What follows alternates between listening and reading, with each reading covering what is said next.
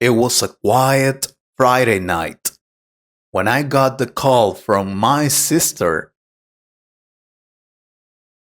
David, can you pick up Emily from her friend's house? It's getting late and I'm stuck at work, she said. Her voice filled with concern. Emily, my 22-year-old niece, was like a younger sister to me,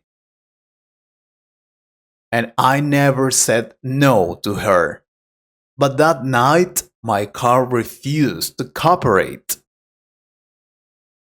The engine sputtered and died right as I turned the key. I didn't want Emily waiting alone late at night, so I called her and told her to take a taxi. Just send me the license plate and driver's information, I said. Emily laughed on the other end. Relax, Uncle David. I'll be fine. A few minutes later, Emily texted me the details. I glanced at the information. The taxi was yellow with black stripes. The driver's name was Greg, and the license plate ended in 2458. I felt a little relieved, but still uneasy. Something about taxis at night always gave me an unsettling feeling.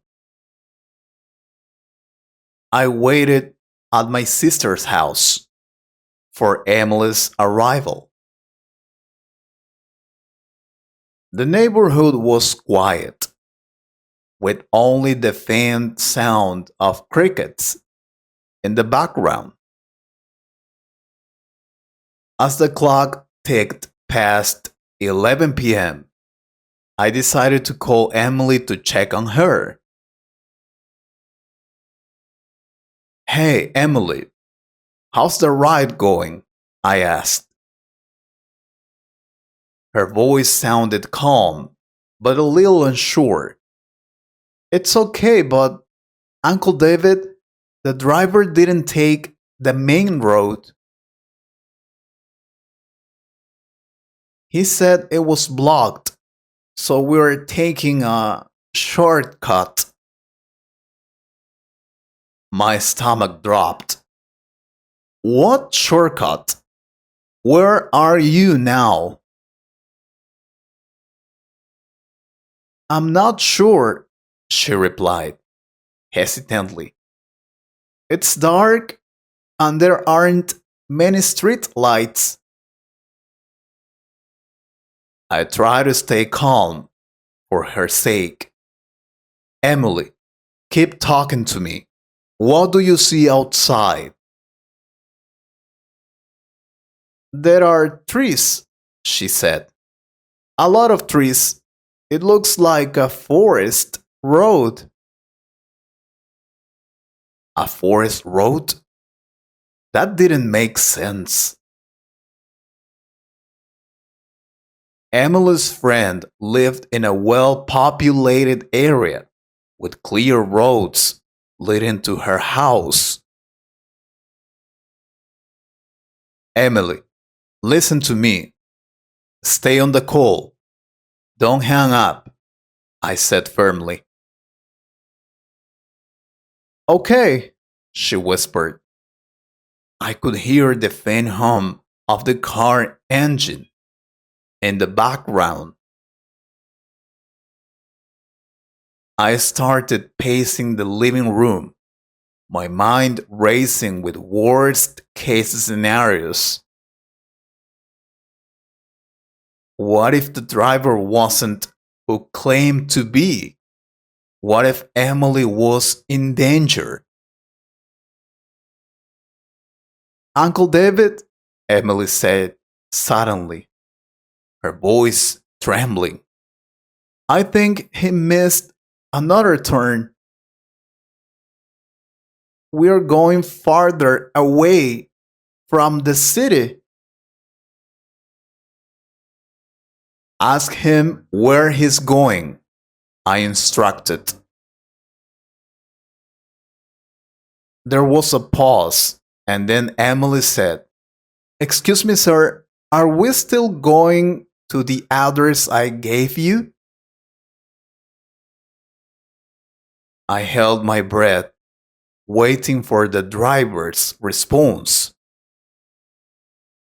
"Yes, miss," a deep voice replied. "This way is faster."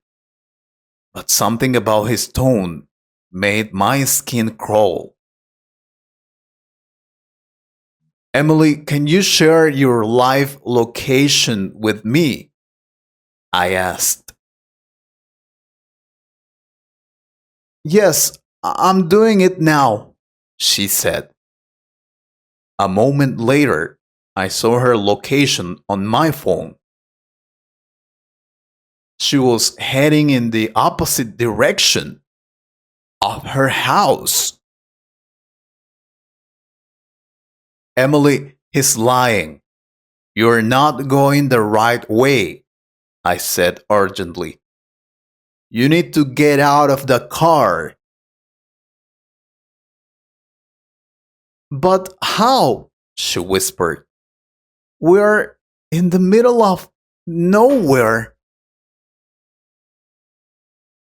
"Try to act calm," I said, trying to keep my voice steady. "Look for a way to stop the car. Maybe say you feel sick." Emily tried to follow my advice. "Sir, I think I'm going to be sick.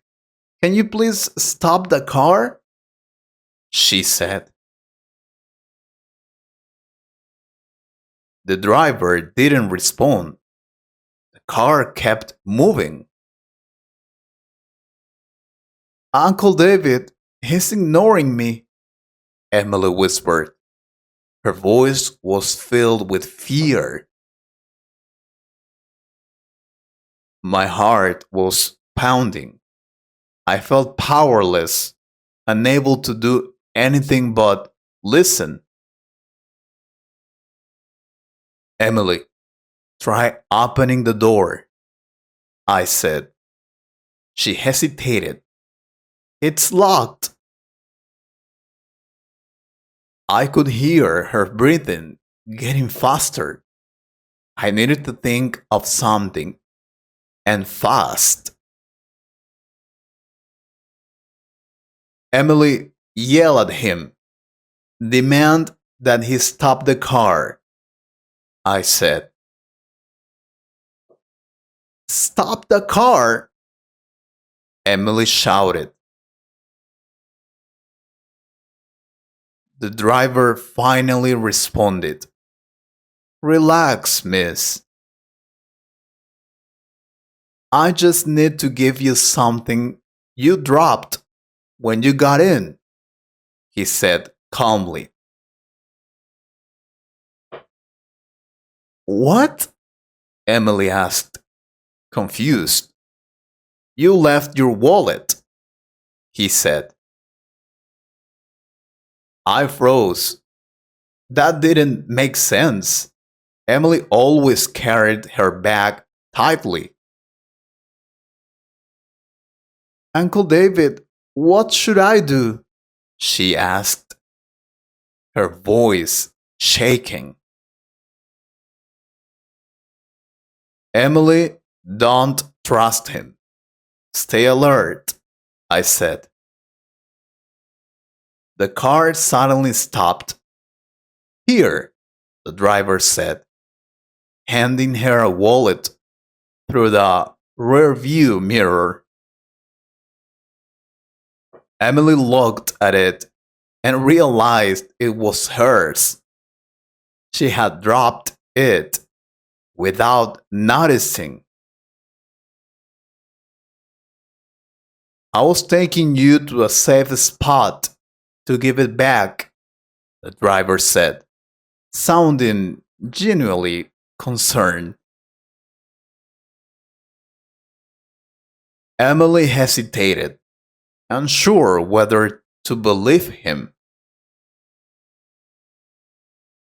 When Emily finally arrived home, she was shaken but unharmed.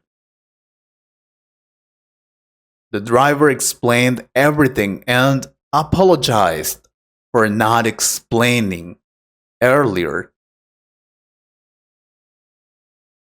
He thought stopping on the main road at night might be dangerous. That night, we both learned a valuable lesson.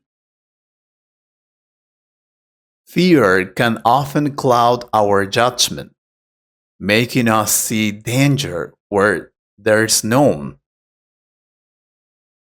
Sometimes, people's intentions are good, even if their actions seem suspicious at first.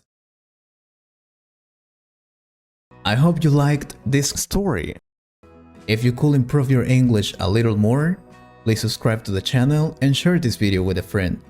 Thank you very much for your support. Take care.